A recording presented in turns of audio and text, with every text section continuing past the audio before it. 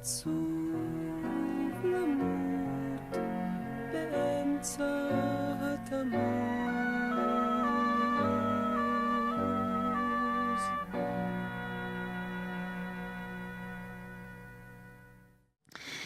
Alors aujourd'hui, c'est un jour un peu particulier. Nous avons fait le choix de parler des gens qui nous sont proches, des gens avec qui nous travaillons tous les jours. Alors en plateau, nous sommes avec Elisa Rack. Bonjour Elisa. Bonjour Cathy. Alors on se connaît bien forcément, mais on ne connaît pas tout de toi. Voilà. Et c'est vrai qu'en ce jour un peu particulier pour tout le peuple d'Israël, pour tout le peuple juif, on a voulu aussi te donner la parole, toi qui es arrière-petite-fille de déportés. Voilà. Tout à fait.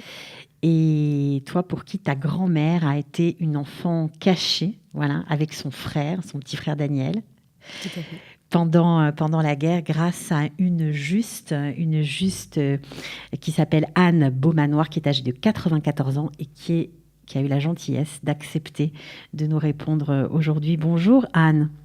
Bonjour à vous, ravie de vous entendre et d'être en communication avec vous dans ce jour très particulier pour vous et pour le monde entier. Alors, on a eu beaucoup de mal à convaincre Elisa de parler aujourd'hui parce qu'elle est extrêmement émue. C'est une histoire qui est loin et en même temps très très proche d'elle. Alors Anne Beaumanoir, vous avez sauvé sa grand-mère lorsque vous aviez 17 ans à peine, sa grand-mère et son frère Daniel. Est-ce que vous vous souvenez de ce jour-là ? Oh oui, c'est tout à fait marqué dans ma mémoire à vie certainement, parce que c'était plein évidemment d'émotions. Voilà. Et comment dire, de détermination de ma part. De détermination de votre part. Alors, vous étiez, comme on peut l'être à 17 ans, un peu non pas en révolte, mais vous n'étiez pas soumise à l'ordre établi, au réseau de résistance structuré ou moins structuré. Vous étiez dans les jeunesses communistes combattantes à Paris. C'était pas tellement à l'ordre du jour de sauver des Juifs à cette époque-là. En ce moment-là, en tout cas pour les jeunesses communistes. Je ne sais pas s'il faut dire ça exactement de cette façon. Il était interdit à non pas seulement un communiste, à un résistant, de faire un acte individuel qui pouvait mettre en danger, si vous voulez, le groupe. Alors, voilà. Et c'était ça qui était interdit. Et chez les communistes, c'était extrêmement strict. Et ils n'ont pas fait de différence, et c'est ça que je leur reproche, entre justement sauver justement quelqu'un condamné à mort et que l'on savait déjà condamné à mort, notamment des Juifs, parce qu'ils étaient Juifs. Voilà. Alors, vous n'êtes pas de Paris à la base, vous êtes de Bretagne, vous êtes bretonne. Oui. Donc, pourquoi être arrivé à Paris et justement dans ces jeunesses communistes, et comment vous avez décidé de désobéir à la règle de l'époque dans ce mouvement ? Alors, écoutez, pourquoi j'étais à Paris, c'est parce que très jeune, je suis rentrée... parce que vous avez dit que j'ai sauvé Daniel Simone à 17 ans. Non, je suis rentrée dans la résistance à 17 ans. Et c'est un an plus tard, même un an et demi plus tard, que je les ai sauvés. Donc, je suis rentrée dans la résistance très tôt. Et à Rennes, où j'étais étudiante en médecine, je commençais ma médecine. Et puis, il y a eu des arrestations dans mon groupe. Et par chance, voilà, toujours c'est par chance, je n'ai pas été arrêtée. Du coup, la résistance m'a envoyée à Paris, où je suis devenue résistante et clandestine à Paris. Donc, vous vous cachiez à Paris ? Je me cachais tout en étant résistante, évidemment, voilà, aux jeunesses communistes combattantes, comme vous venez de le dire. Et, voilà. Et votre action consistait à quoi ? Qu'est-ce que vous faisiez ?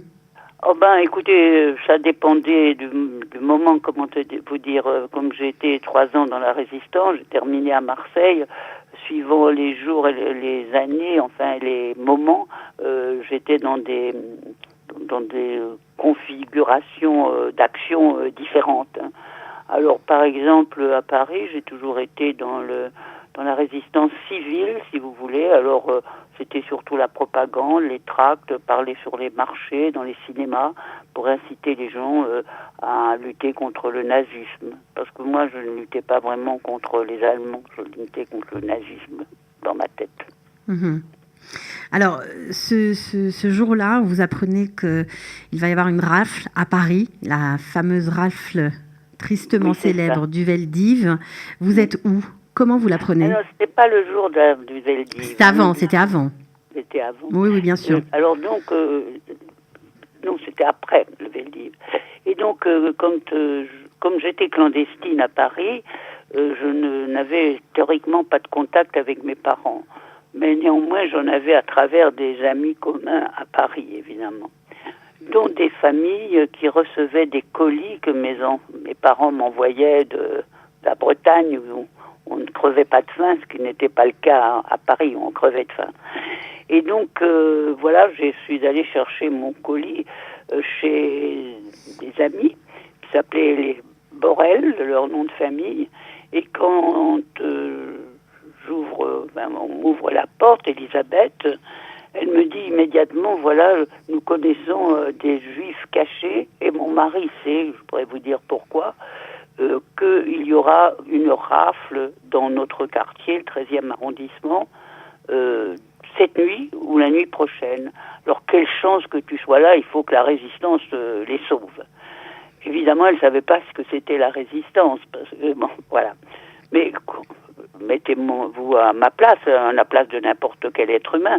On vous dit ça, et vous savez que ces gens vont pouvoir, vont être peut-être arrêtés cette nuit, et s'ils sont arrêtés cette nuit, sont voués à la mort. Ils vont disparaître. Qu'est-ce que vous faites? Vous pouvez faire rien d'autre, en fait. Vous vous dites immédiatement, il n'y a même pas de réflexion, vous savez. Vous dites, je vais les sauver, je vais tenter de les sauver. Alors, vous nous avez dit, Anne Beaumanoir, que vous saviez de façon certaine qu'il allait effectivement avoir cette rafle. Comment ils en étaient certains, les Borel? Alors, les Borel en étaient certains parce que M. Borel était... à l'époque, ça va vous sembler bizarre, mais à l'époque, évidemment, le courrier, les journaux notamment, eh bien, ils ne prenaient pas l'avion. Hein. On les envoyait en province par des motards, des gens qui conduisaient des motos et qui amenaient très rapidement la presse en province. C'était le métier de M. Borel.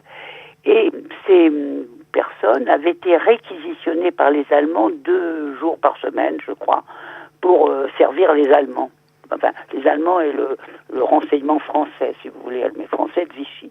Et donc, c'est un de ces personnes, donc un policier français, probablement lui-même résistant, en tout cas qui mériterait d'être juste, parce que c'est lui qui a dit à Borel, voilà, dans ton quartier, il va y avoir cette nuit, enfin tel jour, telle nuit ou telle nuit, une rafle pour les Juifs.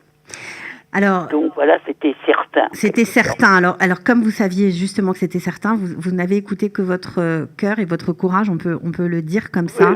Vous avez désobéi en fait aux jeunesses communistes parce que vous n'aviez pas le droit. J'ai désobéi pour obéir à ma conscience, mais c'est normal en fait.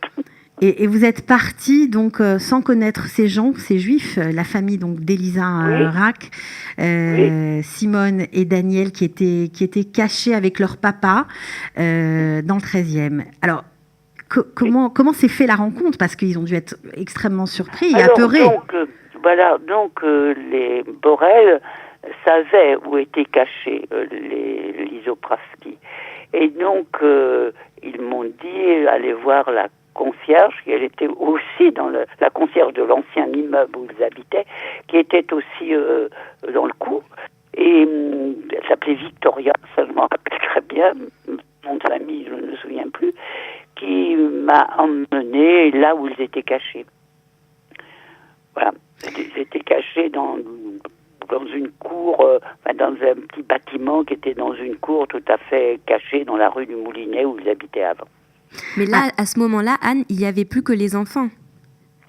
Non, quand je suis arrivée là-bas, il y avait M. Lizopravski, 2 adolescents qui étaient Daniel et Simone, une dame, une très jeune dame avec un bébé dans les bras, qu'on a sauvé aussi le lendemain, qui était l'épouse de l'ancien ouvrier de monsieur Lizopravski, qui était le boulanger de la rue du Moulinet à Paris, dans le 13e arrondissement. Et bon, il y avait eu, vous savez, aussi la nuit du cristal à Paris, en quelque sorte, avec les nazis français, qui avaient démoli toutes les boutiques juives, dont la boulangerie de monsieur Lizopravski, la nuit où il travaillait son ouvrier, qu'ils ont évidemment arrêté. Donc c'était déjà la veuve, mais elle ne le savait pas, de l'ouvrier de monsieur Lizopravski. Lizopravski, le papa donc de Simone Rack, la grand-mère de Daniel et de Simone. Voilà, la grand-mère d'Elisa. Voilà. Alors, Anne Beaumanoir, vous faites quoi? Ils pensent quoi quand ils vous voient arriver? Ils n'ont pas eu peur, ils n'ont pas été surpris? Alors, évidemment, vous savez, moi j'étais très jeune à l'époque, et je rentre là et je dis à monsieur Lizopravski, je ne sais pas exactement, je vous dis ça, mais enfin j'ai dû lui dire, vous savez, je suis de la résistance et je viens vous sauver, quoi. Alors, je ne sais pas, je suis pas sûre qu'il m'ait cru. Mais... Il vous a suivi quand même? Enfin, en tout cas, ses enfants. Il vous a donné ses enfants. Il ne m'a pas suivi, non. Il y a eu entre les enfants et lui, mais en yiddish, donc je ne comprenais pas, une discussion pas vive, je dirais pas ça entre eux, parce qu'ils s'adoraient pas vive, mais enfin, je voyais très bien qu'ils discutaient que faire, quoi, voilà, et qu'ils n'étaient pas exactement du même avis. Et finalement, les enfants ont décidé de me suivre, et leur père ne les a pas retenus, si vous voulez aller par là, voilà. Mais il n'est pas venu, lui. Et c'était la dernière fois qu'ils se sont vus? La dernière fois qu'ils se sont vus, parce que effectivement, pas la même nuit, mais la nuit suivante, il a bien eu effectivement la rafle. Il y a eu la rafle et le papa donc de Simone et Daniel, l'arrière-grand-père d'Elisa, a été déporté à Auschwitz-Birkenau. Voilà, c'est ça, ils sont parvenus.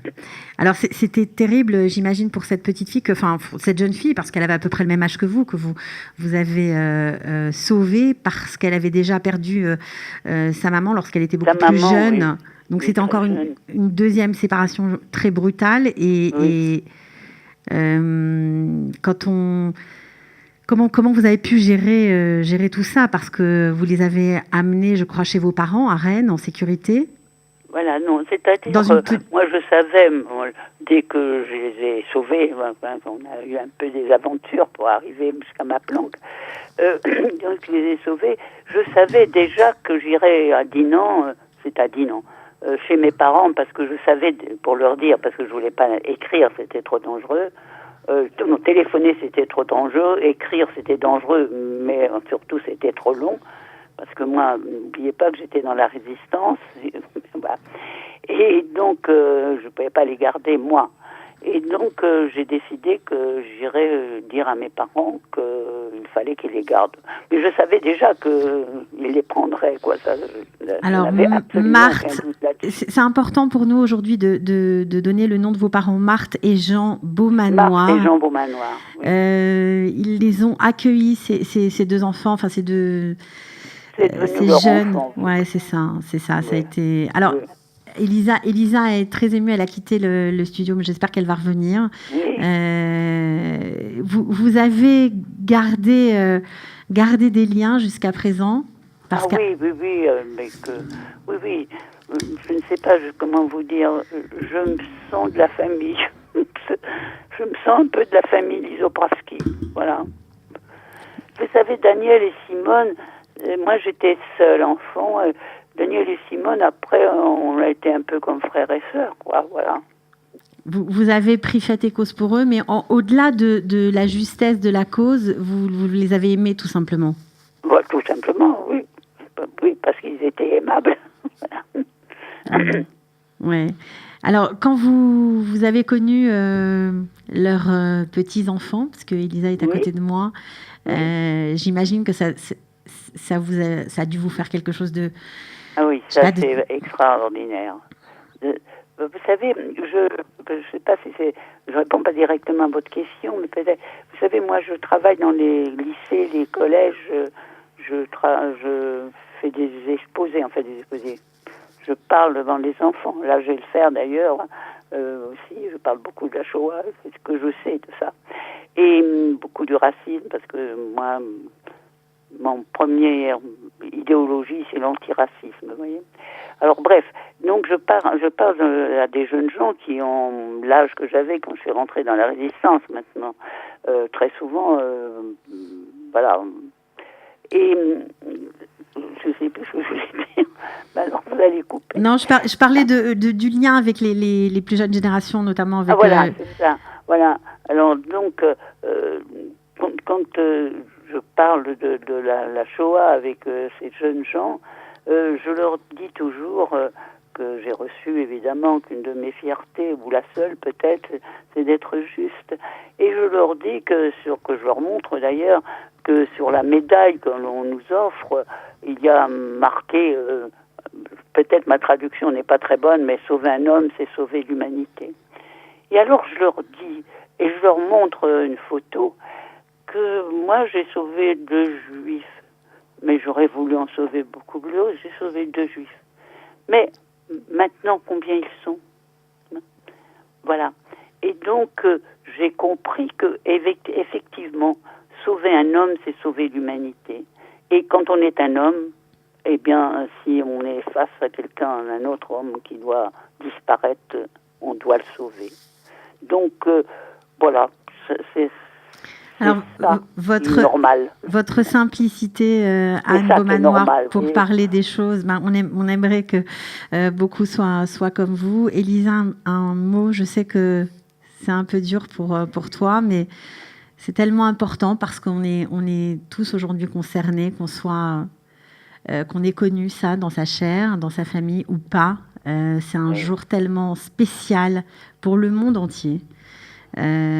Pour l'humanité tout entière, pas seulement pour le peuple juif évidemment, mais donc au niveau des, comme elle dit, aujourd'hui, Daniel a eu 3 enfants. Daniel, c'est le frère de ta grand-mère. Le frère de ma grand-mère avec qui elle était cachée, a eu 3 enfants.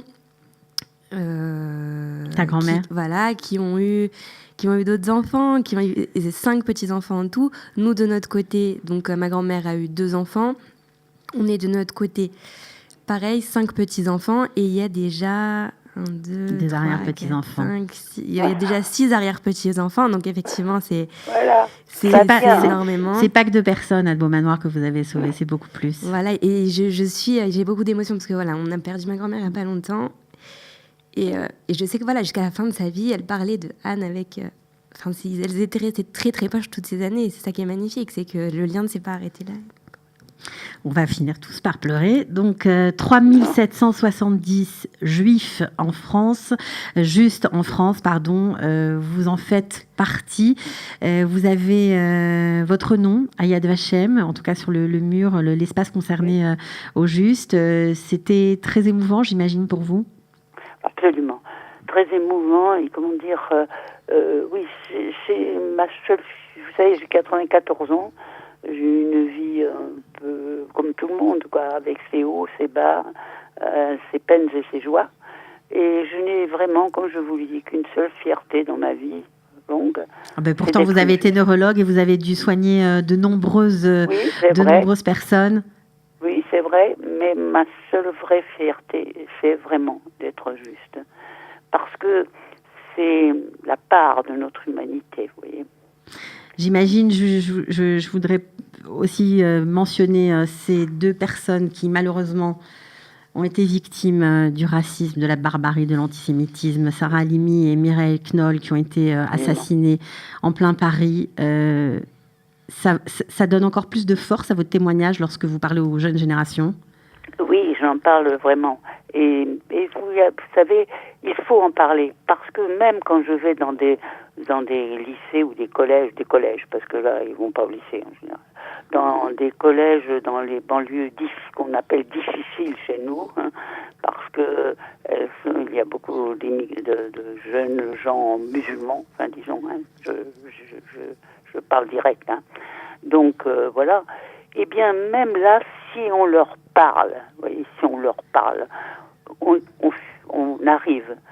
Bon, il y en a beaucoup, on n'a pas besoin de leur parler dans l'oreille, hein, mais certains, si on a besoin de leur parler dans l'oreille, de leur parler comme une grand-mère qui leur dit « mais tu ne vois pas ce qui se passe, tu ne vois pas ce que signifie ce qui est en train de se passer, cette reprise chez nous, parce que c'est chez eux maintenant, chez nous, de l'antisémitisme, comme on l'a vu dans les moments que je suis en train de vous raconter, eh bien, vous savez, vraiment, quand on essaye d'expliquer, eh bien, j'en suis émue de le dire parce que j'ai des images qui me viennent. Eh bien, il y a des gosses qui se mettent à pleurer, de ces enfants qui disent « mais oui », et qui se mettent à pleurer. Il faut parler, il faut se parler. Alors, Anne Beaumanoir, avant de nous quitter, d'abord, je voulais vous remercier vraiment de nous avoir parlé à nous, d'avoir parlé à Elisa, qui a toujours beaucoup de tendresse et d'affection pour vous, pour ce que vous avez fait. Je crois qu'elle aura une reconnaissance éternelle. Voilà, vous serez liés à jamais avec les RAC. Il faut lui dire que non, il ne faut pas avoir une reconnaissance éternelle, parce que c'était normal. Voilà, on ne pouvait pas faire autrement. Mais c'était normal pour Anne Beaumanoir, malheureusement ce n'était pas normal pour beaucoup d'autres.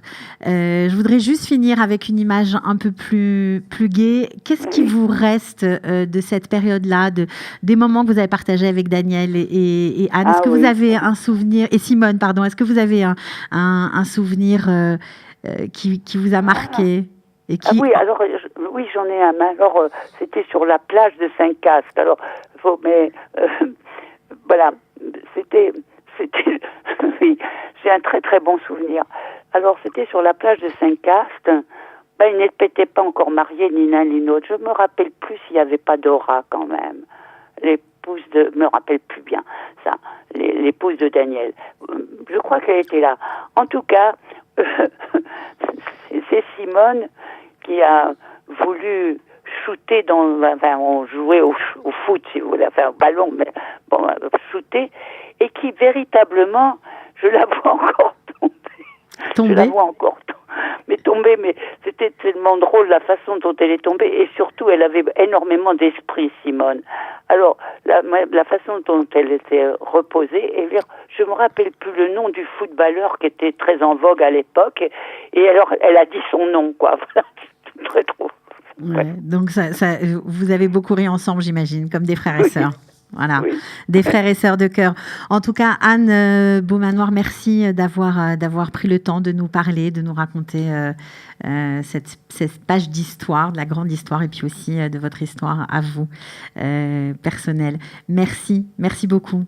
Non, vraiment, normal. Au revoir. Au revoir. Elisa? Oui. Plein d'émotions. On va peut-être pouvoir recommander du coup la photo de derrière. Donc, ma grand-mère jouait du violon.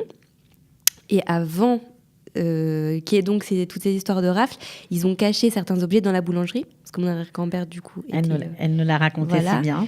Mais pourtant, la boulangerie, alors apparemment, avait brûlé, quoi. Enfin, avait été attaquée. Mais... J'ai pas exactement tout saisi comment ça est. Et je crois que j'ai demandé à mon père et qu'il y a peu de personnes qui savent exactement ce qui s'est passé. En tout cas, ils ont réussi à cacher des objets qu'ils ont récupérés après la guerre, dont ce violon.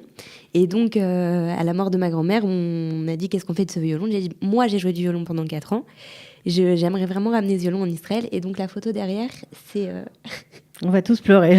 Ça va pas être possible, Elisa. Mais bon, alors on imagine, on comprend déjà, sans connaître l'histoire, la photo, elle est extrêmement belle et symbolique parce que le violon, c'est la musique, c'est l'intemporel, ça symbolise une partie du peuple juif qui est partie en fumée. Et lorsqu'on voit Welcome, Brochim Habaim en hébreu, avec ces 2 petits-enfants qui se tiennent par la main, vous allez me faire pleurer. C'est vraiment très, très, très symbolique, très émouvant. Donc, on comprend que c'est les petits-enfants de Simone qui a été sauvés grâce à Anne. Arrière-petits-enfants, oui. Grâce à Anne Beaumanoir. Et bien, grâce à elle, voilà, vous avez pu récupérer aussi ça. Enfin, c'est très symbolique. Voilà, quoi. donc aujourd'hui, le violon, il est dans notre maison à Jérusalem. Et il est arrivé à bon port. Exactement. Voilà. Merci beaucoup. Je suis désolée, Elisa, de t'avoir un peu malmenée aujourd'hui. Mais bon, voilà, c'est simple. Comme dirait Anne, c'est important de parler. On ne parlera jamais assez, puisqu'on le voit tous les jours aujourd'hui encore, que malheureusement, être juif, eh bien, ça peut valoir cher. On peut y perdre la vie. Voilà. Donc, on espère que parler, ça fera peut-être prendre conscience à d'autres que... Eh bien, qu'il n'y a aucune raison, voilà, Bref, enfin, je vais pas y arriver. Je vais pas y arriver. En tout cas, merci Lisa d'avoir Merci à toi. témoigner. Désolée de ces larmes de crocodile. Puis on se retrouvera vite pour des choses un peu plus réjouissantes. gaies. Voilà. Ciao. Salut Cathy.